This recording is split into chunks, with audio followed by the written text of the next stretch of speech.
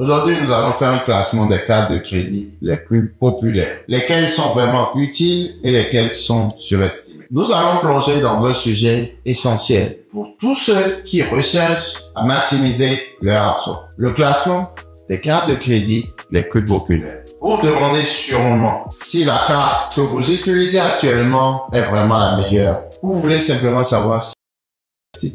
Eh bien, dans cette vidéo, je vais vous révéler la vérité sur les cartes de crédit en les classant dans un tableau de tier list, de la meilleure à la pire. Restez bien jusqu'à la fin car je vais vous dévoiler quelles cartes valent vraiment le coup et lesquelles, selon moi, sont un peu honteuses. Allons-y.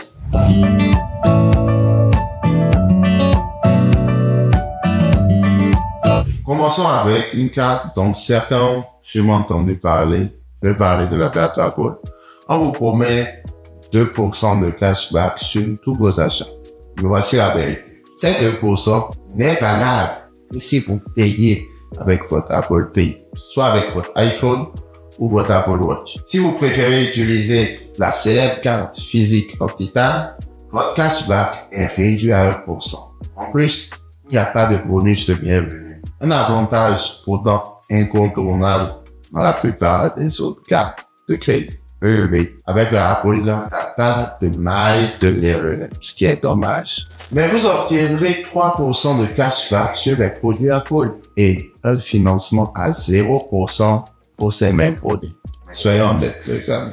J'aime bien Apple, mais basez toute votre stratégie sur des achats d'Apple, pas forcément l'option à plus longtemps. À moins que vous soyez revendeur Apple.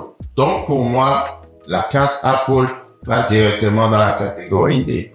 Les avantages sont trop limités et spécifiques aux fans d'Apple, mais pas pour ceux qui recherchent une véritable stratégie de cashback. Passons à la carte, la Discover. Cette carte offre 5% de cashback sur les catégories tournant chaque trimestre. Ce trimestre, ça peut être sur les supermarchés, le trimestre qui suit, sur les restaurants ou encore sur Amazon. Mais en dehors de ces catégories, vous obtiendrez 1% sur tout le reste. Mais ce qui la rend vraiment attractive, c'est que Discover double tout votre cashback pendant la première année. Cela veut dire que les catégories à 5% deviennent du 10% et le 1% sur le reste se transforme en 2%. Même si cela n'est valable que la première année, c'est une offre solide, pas de frais en ligne. Un bon choix pour les débutants, normalement. Maintenant, si vous habitez dans une zone où American Express ou Discover ne sont pas acceptés, comme Visa et Mastercard, je vous recommanderais d'éviter la Discover. Parce qu'en Europe, par exemple, la Discover n'est pas acceptée dans la plupart des commerces. La Discover mérite une place dans la catégorie B selon moi, ce qui la rend un peu moins compétitive sur le long terme. Si vous voulez savoir comment maximiser vos avantages avec ces cartes de crédit, j'ai conçu un e-book qui vous explique tout ce que vous avez besoin de savoir pour éviter les pièges et obtenir le maximum de vos cartes. Téléchargez-le via le lien dans la description. Maintenant, passons à l'une de mes favoris, la carte Capital One Venture X. Avec cette carte, vous obtenez un bonus de 75 000 miles à l'inscription, soit l'équivalent d'au moins $750 pour vos voyages. Vous gagnez également 10 fois plus de miles lorsque vous réservez les hôtels, les locations de voitures via la plateforme Capital One. Vous gagnez 5 fois plus lorsque vous réservez des billets d'avion en plateforme Capital One, 2 fois plus sur tous vos achats. Donc, lorsque tu dépenses 1 000 €, au lieu d'avoir 1000 miles, tu devrais avoir 2 fois plus en set avec l'utilisateur, etc. Ce qui est vraiment intéressant, c'est que ces miles sont beaucoup plus flexibles que de 5 cashback. C'est l'une des meilleures cartes de voyage. Pourquoi? Déjà parce que il n'y a aucun frais associé aux transactions hors des USA. Rien de frais. Il y a beaucoup plus d'avantages à les utiliser hors des USA. C'est des cartes destinées au voyage. Moi, c'est ce que je fais. Certes, la Capital One Venture X a des frais annuels de $395 chaque 12 mois. Mais elle vient aussi avec un crédit de $300 pour les voyages chaque année. Donc, ce qui revient à $95.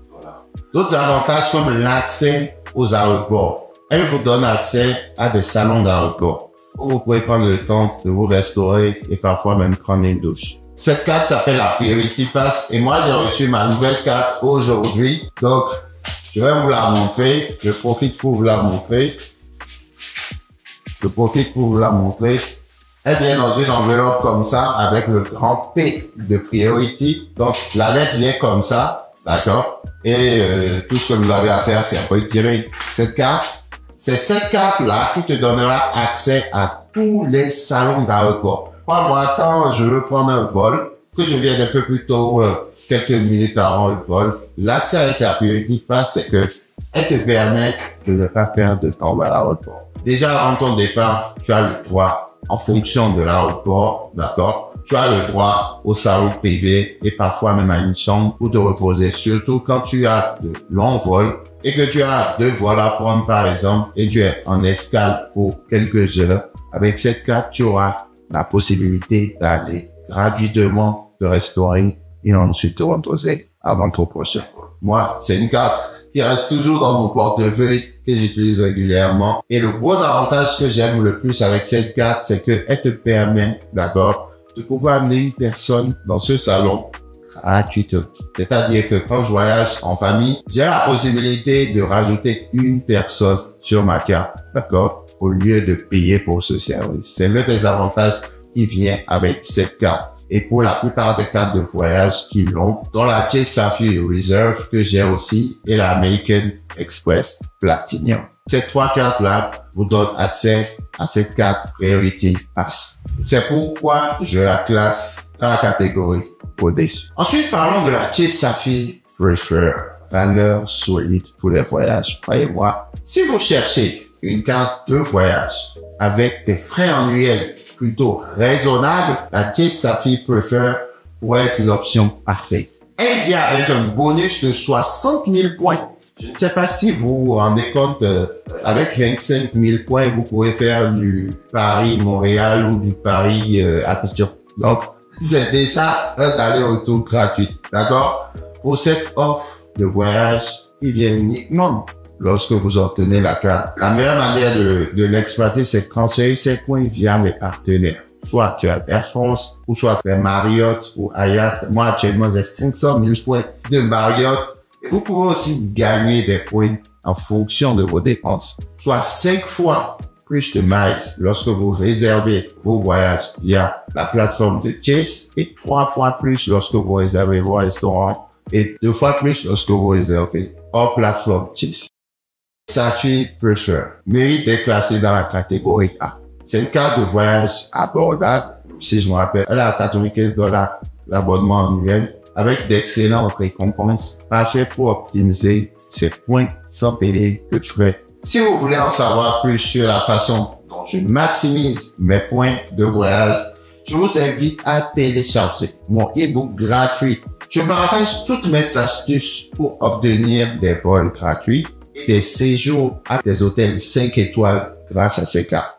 Le lien se trouve dans la description. Parlons maintenant des cartes CD Double Cash, une carte dédiée au cashback. La CD Double Cash est l'une des cartes de crédit les plus simples, mais aussi fiables. Elle offre 2% de cashback sur tous tes achats. Je dis bien 2%. C'est une carte idéale pour ceux qui veulent maximiser le cashback sans se soucier des catégories et tourne chaque trimestre ou chaque mois. D'accord? Donc pour cela, je place la CD Double Cash dans la catégorie B. C'est une bonne carte pour les utilisateurs qui veulent une option simple sans tracas. Parce que parfois tu te retrouves à te dire, je vais utiliser quoi pour avoir plus de miles. Et parfois c'est ce que je vis en me disant, j'utilise quoi, la Chase, la Amex et sans tracas, la CD Double Cash évite de réfléchir à tout ça. Voilà donc mes classements de cartes de crédit les plus populaires. Que vous soyez à la recherche d'une carte pour maximiser vos voyages ou simplement pour obtenir du cash. Il y en a pour tous les profils et surtout, n'oubliez pas, la meilleure carte, je dis bien, la meilleure carte est celle qui correspond à votre mode de vie et à vos objectifs financiers. Ne l'oubliez jamais. Si vous souhaitez approfondir ces stratégies et recevoir des conseils personnalisés, j'ai une bonne nouvelle pour vous. J'ai créé une mini formation gratuite qui vous permettra de pouvoir comprendre tout cet univers afin que vous puissiez aller plus loin avec moi. Et surtout, n'oubliez pas de liker cette vidéo si vous avez apprécié. Et s'il y a des choses que vous souhaitez que j'aborde dans la prochaine vidéo, mettez-le moi en commentaire. Tant que c'est sur le sujet, je ferai l'effort de pouvoir le faire pour vous. Merci d'avoir regardé cette vidéo. Vivez dans survie. Sois prospère.